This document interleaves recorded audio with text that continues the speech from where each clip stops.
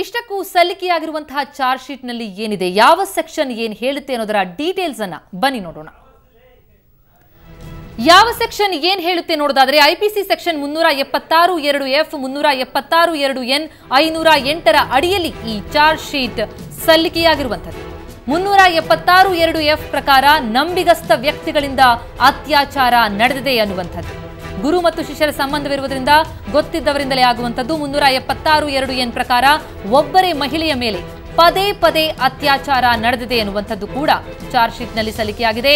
ಇನ್ನು 508ರ ಪ್ರಕಾರ ದೇವರ ಅವಕೃಪೆಗೆ ಗುರಿಯಾಗುತ್ತೀಯಾ ಅಂತ ನಂಬಿಸಿ ಅಪರಾಧ ಎಸಗಿದ್ದಾರೆ ಎನ್ನುವಂಥದ್ದು ಆ ಸೆಕ್ಷನ್ ಕೂಡ ದಾಖಲಾಗಿರುವಂಥದ್ದು. ಈ ಸೆಕ್ಷನ್ಗಳಲ್ಲಿ ಅಪರಾಧ ಸಾಬೀತಾದ್ರೆ ಗರಿಷ್ಠ 10 ವರ್ಷದವರೆಗೂ ಜೈಲು ಶಿಕ್ಷೆಯನ್ನ ವಿಧಿಸಬಹುದು.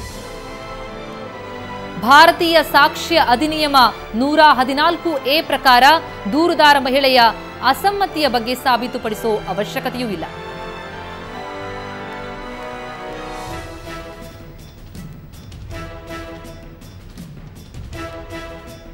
ಈ ಬಗ್ಗೆ ಹೆಚ್ಚಿನ ಮಾಹಿತಿ ನೀಡಲಿಕ್ಕೆ ನಮ್ಮ ಪ್ರತಿನಿಧಿ ನವೀನ್ ಈಗ ನಮ್ಮೊಂದಿಗೆ ದೂರವಾಣಿ ನೇರ ಸಂಪರ್ಕದಲ್ಲಿರುವಂತದ್ದು. ನವೀನ್, ಈಗ ಚಾರ್ಜ್ ಶೀಟ್ ಸಲ್ಲಿಕೆಯಾಗಿದೆ, ಮುಂದೇನು ಅನ್ನುವಂಥದ್ದು?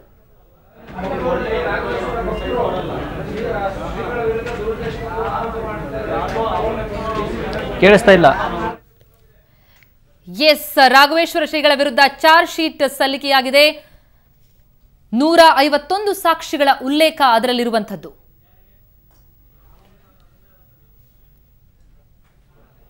ಒಟ್ಟು 1341 ಪುಟಗಳ ಚಾರ್ಜ್ ಶೀಟ್ ಇದಾಗಿದ್ದು 151 ಸಾಕ್ಷಿಗಳ ಉಲ್ಲೇಖವನ್ನ ಮಾಡಲಾಗಿದೆ.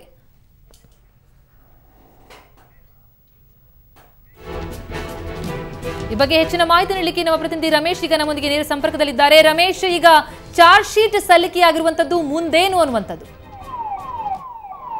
ಪ್ರತಿಮಾ, ನಿಜಕ್ಕೂ ರಾಮಚಂದ್ರಪುರ ಮಠದ ರಾಘವೇಶ್ವರ ಶ್ರೀಗಳ ವಿರುದ್ಧ ಕೇಳಿಬಂದಂತಹ ಅತ್ಯಾಚಾರ ಪ್ರಕರಣಕ್ಕೆ ಸಂಬಂಧಪಟ್ಟಂತೆ ಅಂದ್ರೆ ಅವರ ವಿರುದ್ಧ 2 ಪ್ರಕರಣಗಳು ದಾಖಲಾಗಿರುವಂತದ್ದು. ಅದರಲ್ಲಿ ಮೊದಲ ಪ್ರಕರಣದ ಸಂಬಂಧಪಟ್ಟಂತೆ ಸಿಐಡಿ ಕಳೆದ 15 ತಿಂಗಳಿಂದ ನಡೆಸಿದಂತಹ ಒಂದು ಸುದೀರ್ಘ ವಿಚಾರಣೆಯ ಚಾರ್ಜ್ ಶೀಟ್ ಅನ್ನ ಇವತ್ತು ಕೋರ್ಟ್ಗೆ ಸಲ್ಲಿಕೆ ಮಾಡ್ತಾ ಇರುವಂತದ್ದು. ಅದರಲ್ಲಿ ಸಿಐಡಿ ಅಶೋಕ್ ಕುಮಾರ್, ಡಿವೈಎಸ್ಪಿ ಅಶೋಕ್ ಕುಮಾರ್ ನೇತೃತ್ವದ ತಂಡ ಕಳೆದ 15 ತಿಂಗಳಿಂದ 151 ಸಾಕ್ಷಿಗಳನ್ನ ವಿಚಾರಣೆ ಮಾಡಿ ಇದಕ್ಕೆ ಸಂಬಂಧಪಟ್ಟಂತೆ ಸಾಕಷ್ಟು ಸಾಕ್ಷ್ಯಾಧಾರಗಳನ್ನು ಕಲೆ ಹಾಕಿ 1341 ಪುಟಗಳ ಸುದೀರ್ಘವಾದಂತಹ ಒಂದು ಚಾರ್ಜ್ ಶೀಟ್ ಅನ್ನ ಸಿದ್ಧ ಮಾಡಿ ಇವತ್ತು ಕೋರ್ಟ್ಗೆ ಸಲ್ಲಿಸ್ತಾ ಇರುವಂತದ್ದು.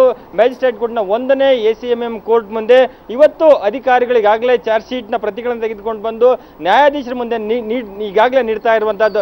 ಒಟ್ಟಾರೆ ಅಂದ್ರೆ ಪ್ರೇಮಲತಾ ಅವರು ತನ್ನ ಮೇಲೆ 169 ಬಾರಿ ಅತ್ಯಾಚಾರ ನಡೆದಿದೆ ಅನ್ನುವಂತ ಒಂದು ಪ್ರಮುಖವಾದಂತಹ ಒಂದು ದೂರನ್ನ ನೀಡಿದ್ರು. ಆ ಸಂಬಂಧಪಟ್ಟಂತೆ ಸುದೀರ್ಘವಾದ ವಿಚಾರಣೆಯನ್ನ ಮಾಡಿರುವಂತಹದ್ದು. 151 ಜನ ಸಾಕ್ಷಿಗಳನ್ನ ಈಗಾಗಲೇ ವಿಚಾರಣೆ ಮಾಡಿರುವಂತಹದ್ದು. ಕರ್ನಾಟಕದ 9 ಜಿಲ್ಲೆಗಳೆಲ್ಲ ವಿವಿಧ ಕಡೆಗಳಲ್ಲಿ ಮತ್ತೆ ಜೋಧ್ಪುರ, ಮುಂಬೈ ಸೇರಿದಂತೆ ಕೋಲ್ಕತ್ತಾ ಹೀಗೆ ಹಲವು ರಾಜ್ಯಗಳಲ್ಲಿಯೂ ಕೂಡ ಹಲವು ಬಾರಿ ಕಾರ್ಯಕ್ರಮಗಳಿಗೆ ಶ್ರೀಗಳು ಪ್ರೇಮಲತಾ ಅವ್ರನ್ನ ಕರ್ಕೊಂಡು ಹೋದಂತ ಸಂದರ್ಭದಲ್ಲಿ ಈ ರೀತಿಯಾದಂತಹ ಅತ್ಯಾಚಾರವನ್ನ ಮಾಡಿದ್ದಾರೆ ಅಂತ ಅನ್ನುವಂತಹ ಒಂದು ಆರೋಪವನ್ನು ಮಾಡಿರುವಂತಹದ್ದು.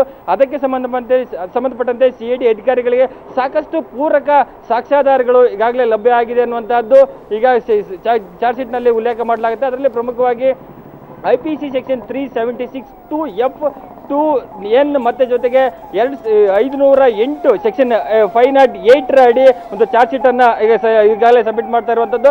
ಅದರಲ್ಲಿ ಸೆಕ್ಷನ್ ಏನ್ ಹೇಳುತ್ತೆ ಅಂದ್ರೆ 276(2)(f) ಏನ್ ಹೇಳುತ್ತೆ ಅಂದ್ರೆ ಯಾವುದೇ ಒಬ್ಬ ನಂಬಿಕಸ್ಥ ವ್ಯಕ್ತಿ ಅಂದ್ರೆ ಸೆಕ್ಷನ್ ಹೇಳುವಂತಹದ್ದು ಒಬ್ಬ ತನಗೆ ಆಪ್ತರ ಪೇರೆಂಟ್ಸ್ ಆಗಿರ್ಬೋದು, ಟೀಚರ್ ಆಗಿರ್ಬೋದು, ವೈದ್ಯರು ಅಂದ್ರೆ ತೀರಾ ನಂಬಿಕೆಯನ್ನ ಹುಟ್ಟಿಸಿದಂತ ಒಬ್ಬ ವ್ಯಕ್ತಿ ನಂಬಿಸಿ ಅತ್ಯಾಚಾರವನ್ನ ಮಾಡುವಂತಹದ್ದು.